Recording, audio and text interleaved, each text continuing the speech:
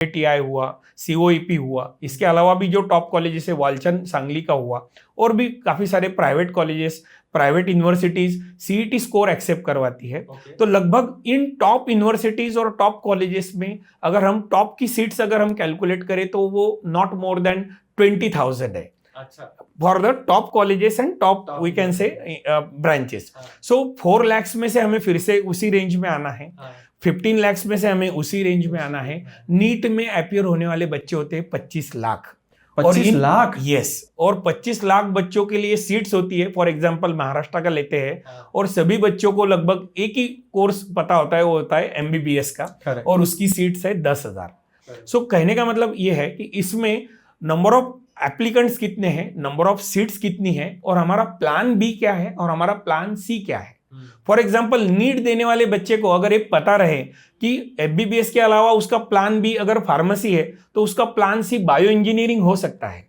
और बहुत बार ये उन्हें पता नहीं होता है कि मैथ्स ना रहते हुए भी बायो इंजीनियरिंग के लिए एडमिशन पॉसिबल होती है। सो ये इस पॉडकास्ट के माध्यम से मैं सभी पेरेंट्स और स्टूडेंट्स को बताना चाहूंगा कि हम एलिजिबिलिटी का भी स्टडी करें, कि इस एंट्रेंस एग्जाम में अगर हमें प्लान बी लेना पड़े या प्लान सी लेना पड़े तो हमें पता रहना चाहिए yes we are eligible for that. Correct, super, बहुत बढ़िया। आई थिंक पेरेंट्स को ये बहुत सी चीज़ तो पता भी नहीं होगी। दिनेश जी, अब बहुत इंपॉर्टेंट क्वेश्चन पे आते हैं। जनरली जो पेरेंट्स और स्टूडेंट्स के बीच में थोड़ा डिस्कशन होता है और कभी कभी हीटेड डिस्कशन भी रहता है। How to choose between passion, interest, hobby, जैसे बहुत चीज़ें होती है, और स्कोप, सबसे मेन स्कोप। तो कैसे चूज करे? एक बच्चा जनरली इमोशनली वो उस चीज़ के पीछे आता है, लेकिन पेरेंट्स जो होते हैं वो लॉजिकली सोचते हैं, and they are not wrong at all. वो बच्चे का अच्छा ही सोच रहे हैं और थोड़ा प्रैक्टिकल सोच रहे हैं। तो कैसे डिसीजन ले? ये हर फैमिली के अंदर ये जो कश्मकश होती है बेसिकली इस सिलेक्शन पर से। ये कैसे सॉल्व करें, इसके लिए मैं थोड़ी कुछ आपको टिप्स देना चाहूंगा।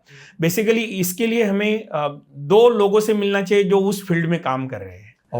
2 स्टूडेंट से मिलना चाहिए जो उस फील्ड में पढ़ रहे हैं, राइट। और 2 प्रोफेसर से बात करनी चाहिए जो वो पढ़ाते हैं, चाहे वो कोई गेम हो, चाहे वो कोई कोर्स हो, चाहे वो कोई एक शॉर्ट टर्म कोर्स हो सकता है बेसिकली। तो 2+2+2 का हमने इक्वेशन सबसे पहले सॉल्व करना चाहिए, जो उन लोगों ने वो एक्चुअल में वो कर रहे हैं या वो सीख रहे हैं या वो सिखा रहे हैं।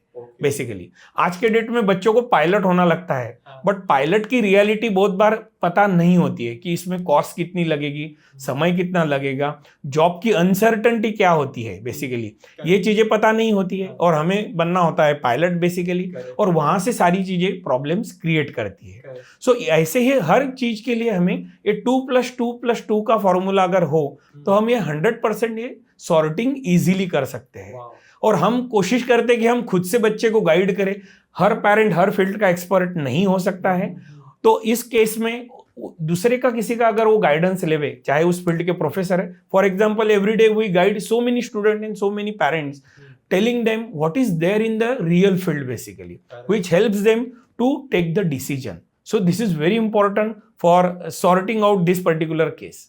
दिनेश जी, कॉलेज और ब्रांच इंजीनियरिंग के लिए कैसे सिलेक्ट करना चाहिए? जनरली यहाँ पे लूँ, वहाँ पे लूँ, इधर करूँ पढ़ाई, उधर करूँ।